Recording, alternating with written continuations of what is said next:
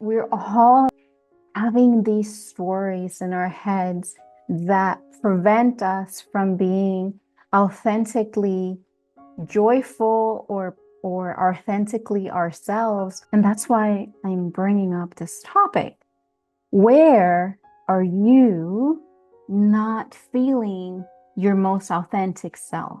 Like where I know that you could say, but I am authentic because I used to say that too. The question is more nuanced. It's more of where do you feel that you can't be your most authentic self? Where do you feel like there's a limitation? These are great opportunities for us to dive inward and heal some really old patterns that don't belong in our consciousness and don't belong in our belief system. So basically, it's not about, oh, be authentic in the places where it's easy to be authentic. It's more of questioning, becoming aware of where the authenticity is lacking because of fear. And it's a subtle one. It's very, very subtle, but I'll share what happened. In the summer around June, I went to California to a very beautiful ceremony, Native American ceremony. It's called a moon dance, and we are like just like 100 females dancing under the moon for 4 nights. There's just a lot of female communion, and I'm not used to being around 100 women. And before the ceremony starts, the moon dance at night, there's a sweat lodge that we go into. We have a group, and there was a leader. She was supporting the group. And I go into the sweat lodge, and what I remember was there was this beautiful Mexican shaman. She was like 78 years old, and she was leading the sweat lodge. And that beautiful woman was speaking in Spanish. And of course, I speak Spanish. So I was engaging with her. I was like so elated that she was just like pure love. She was just like showing so much love in that moment. And what I noticed was that I was like so joyful to be there. And she was telling me, you give with love and you receive with love. And I was just like in heaven with this elder, wise woman who was leading the sweat lodge. And I was so happy. And this is where authenticity comes in. I was just being my happy, authentic self.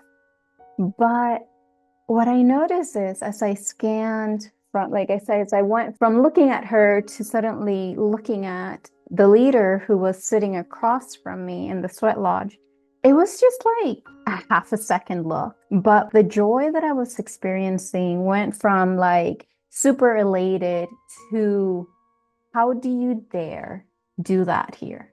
It was like this feeling of shame that I perceived of like, why are you being happy? Why are you joyful? Why are you, this isn't your place. It was almost like you don't belong in the happy category.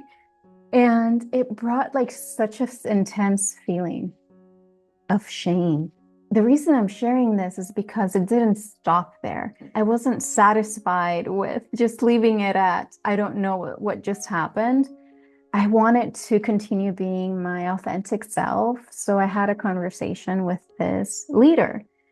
And I told her, I said, I noticed that I was just so happy to experience this connection with the shaman because she was Hispanic and I'm Hispanic. And I was just so happy. But when I had an interaction with you, I felt excluded. I felt like that wasn't my place to be having that connection with the shaman. It felt like, how do you dare put yourself in this hierarchy of happiness when you don't belong here? That was like the feeling that I received from that. So I shared that with her in a very gentle way, of course. And what happened was really impressive. What she told me was, it's funny you say that because I was there observing the dynamic, and the girl said, I felt shameful that I'm the leader and I can't understand her. I can't understand the elder woman, the wise woman. And you're like new to this environment and you're there having so much fun with her. And so I share this because we're all like having these stories in our heads that prevent us from being authentically joyful or authentically ourselves under certain circumstances. And that's why I'm bringing up this topic. Where are you not being authentic? So it's not about, oh, be authentic in the places where it's easy to be authentic. It's more of becoming aware of where the authenticity is lacking because of fear. These are great opportunities for us to dive inward and heal some really old patterns that don't belong in our consciousness and don't belong in our belief system. So for me, in that case, it became obvious that I had something to heal about being in a group and not feeling included or feeling this isn't your place. Why are you happy? And for her, for the other female, what she was healing was, I should be better than what I am right now. I should be bilingual. I should, like, shooting yourself. And so it's an interesting dynamic, but it didn't stop there. Fast forward to this past week, and I'm in Cancun with a beautiful group that I've been studying A Course in Miracles with since 2021. So we know each other really well. I know this group. They've met like 4 times by now. This is the first time that I joined them. And I know that they have a very close, tight relationship. And so here I am coming in for the first time to the group, and I know how joyful and happy they are. And the very first thing I shared with them on day one was, I want to be authentic and I want to be transparent that I don't feel as elated as I remember most of you feel when you meet. And I feel concerned that I'm going to be judged for not being as happy, joyful, and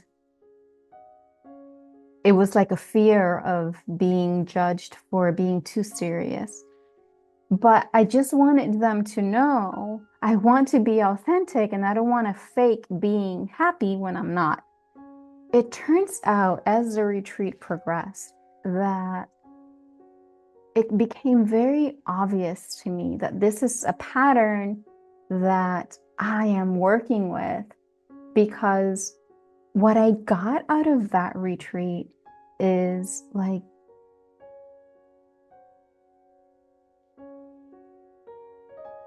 this permission that I gave myself of being worthy, of being authentically joyful. It's almost like I was carrying the pain of being my most authentic self and then being shut down for being authentic, to the point that I was already like, oh, I'm not going to be this elated and this joyful because I don't feel like it. Like I was already bringing that up on day one. And by the end of the retreat, it was a 7-day retreat. By the end of the retreat, I started crying. I was like, there is this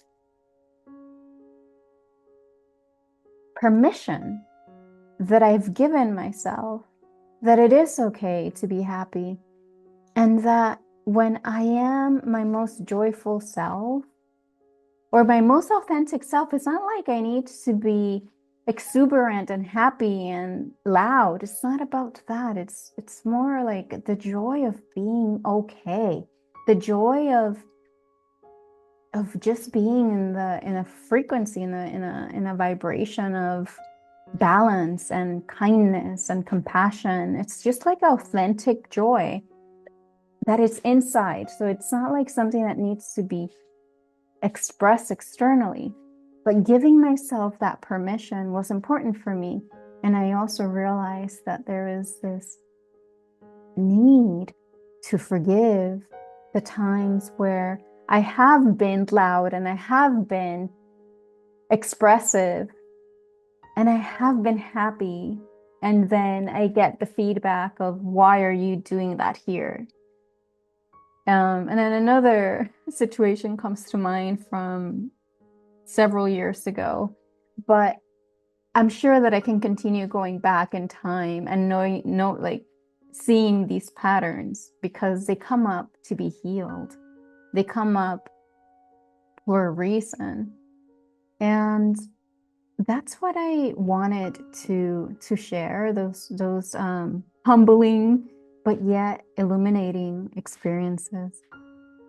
And I want to take the opportunity to ask you, where do you feel shy being your most authentic self?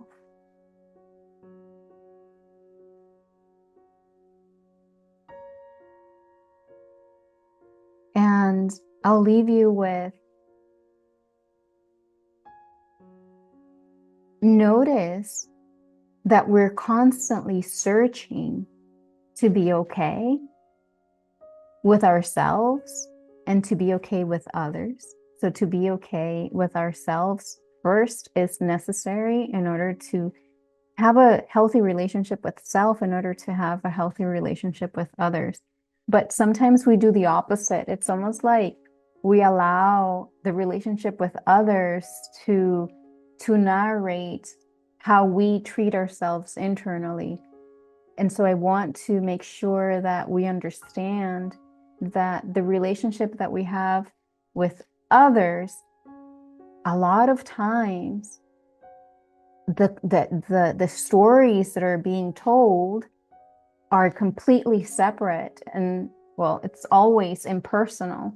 And so to use that dynamic that we experience with other people as a basis to relate to ourselves is actually backwards.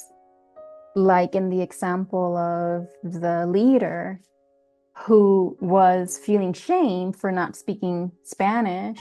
And from my perspective, I thought she was chastising me for being my true self in an environment where I was new to. And so there are two completely different stories, each of us healing an aspect of our own mind, of our own belief system that became active because we were both vibrating in like that shameful vibration, but it's completely independent from one another. And so I bring that up as a tool that when you answer the question of, where do you feel shy being your most authentic self, come to the understanding that we're always seeking to be okay with ourselves and others, but don't allow the relationship to be defined by the perception of others. Instead, understand that we are the ones that need to learn how to relate to what happens to us internally, inside. And so this is something that I'm going to cover in depth in 2025 when I restart the Intentional Evolution series. And so I invite you to go to my website, fernmarierodriguez.com, and sign up for the mailing list so that you can get updates I will be very quiet for a while because I will be in retreat starting tomorrow until December 3rd, and that's a silent retreat. So, there's probably like a video that I will have like uploaded that's already created, but other than that, I will be silent. So I will be providing more details to the 2025 Intentional Evolution program when I return. And so until then,